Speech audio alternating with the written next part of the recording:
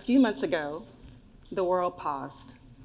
Malcolm Jamal Warner, the brilliant actor, musician, and poet, probably best known as his role as Theo Huxtable on The Cosby Show, passed away at the age of 54.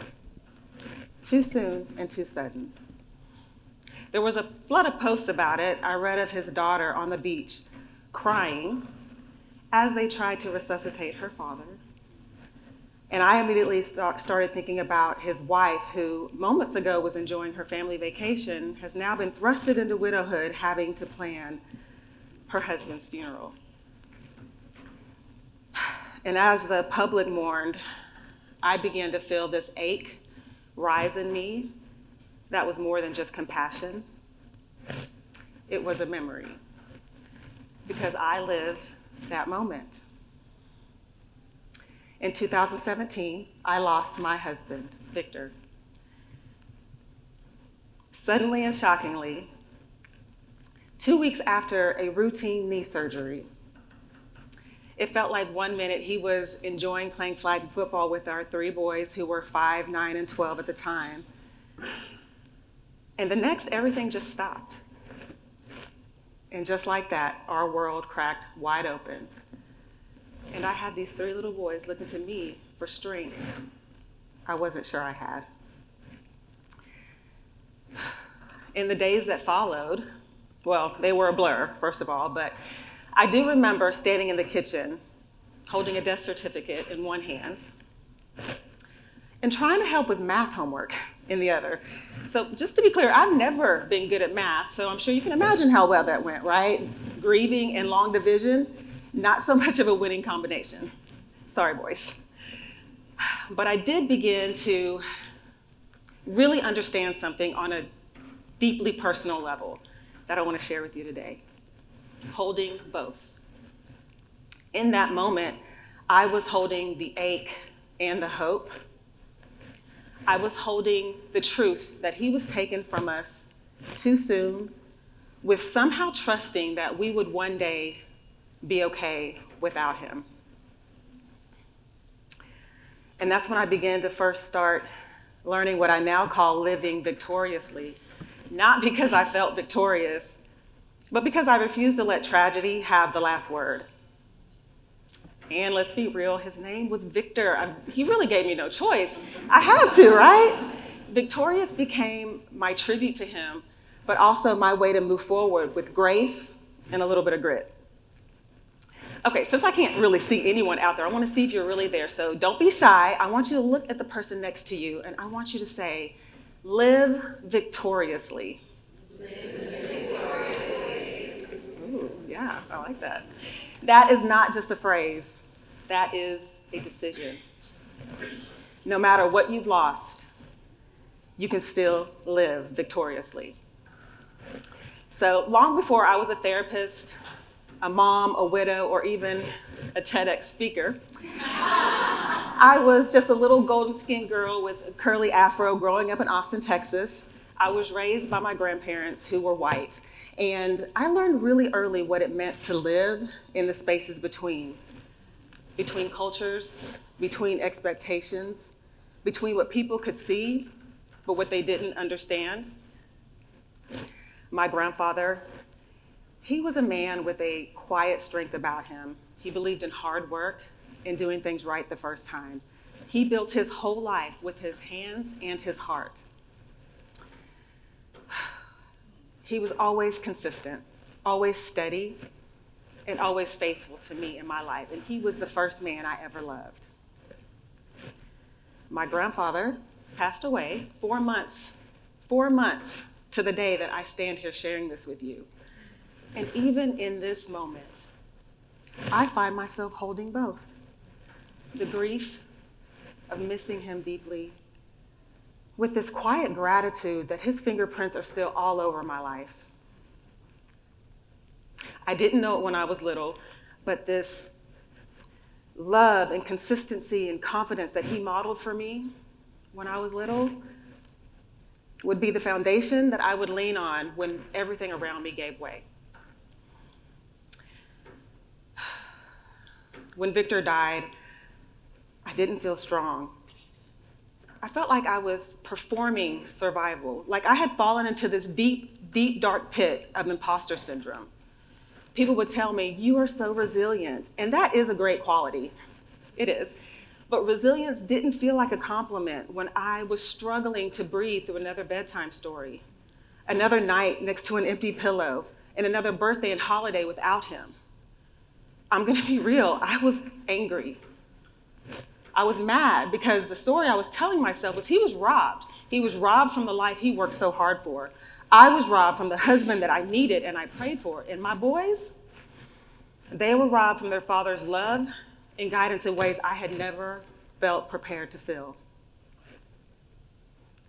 And maybe you've told yourself the same thing after a devastating loss, after a breakup, after that diagnosis, or that unanswered prayer.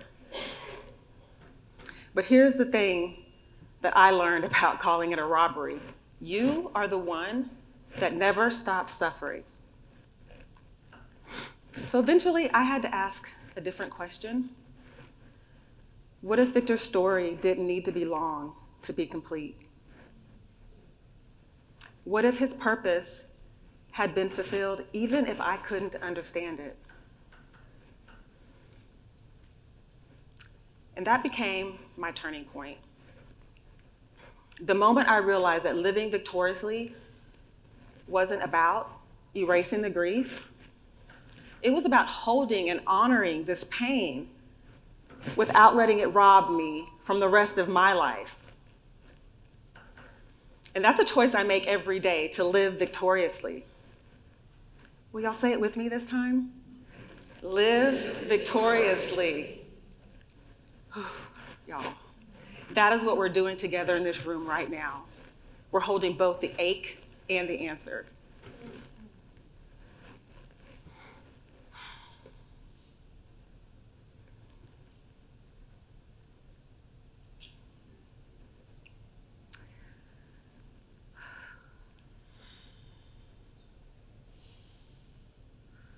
I want you to think about that. The ache and the answer. What does that mean? Just feel it. This is the essence of living victoriously. The truth that holding both at the same time, the heartbreak and the joy, hold equal importance and value, because as one is humbling you, the other is healing you. So you're probably wondering, what did I do next? It's a fabulous question.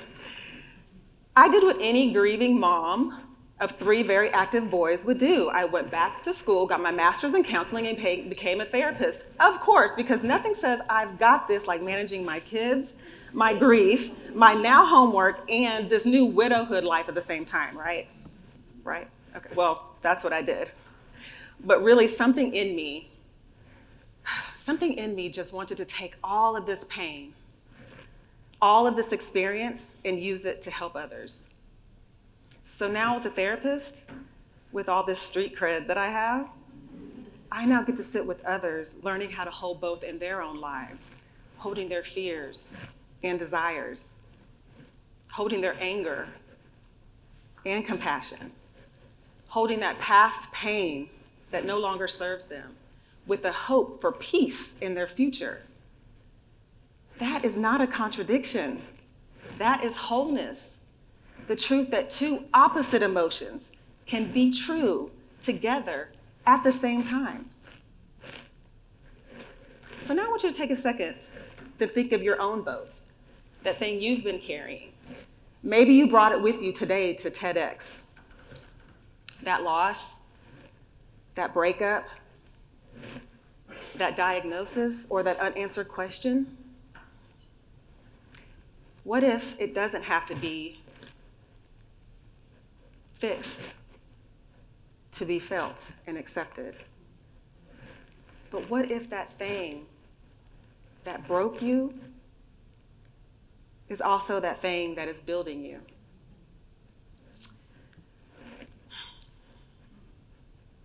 We live in a world that celebrates the comeback, the glow up, the I've got this, I'm good now. But real resilience is quiet. It's getting out of bed when you just want to disappear.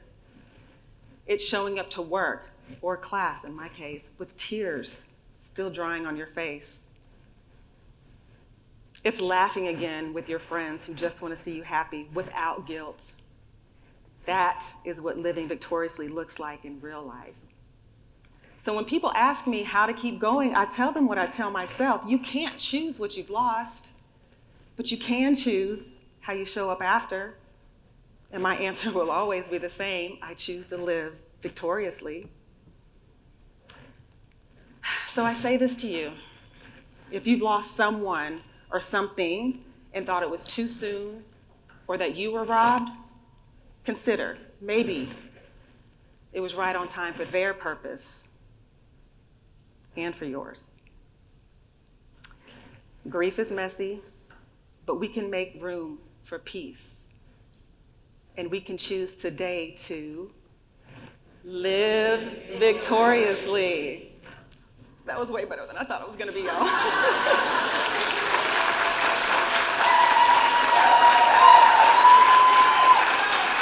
One more thing. I'm almost done. But before I get off the stage, I know, surprise.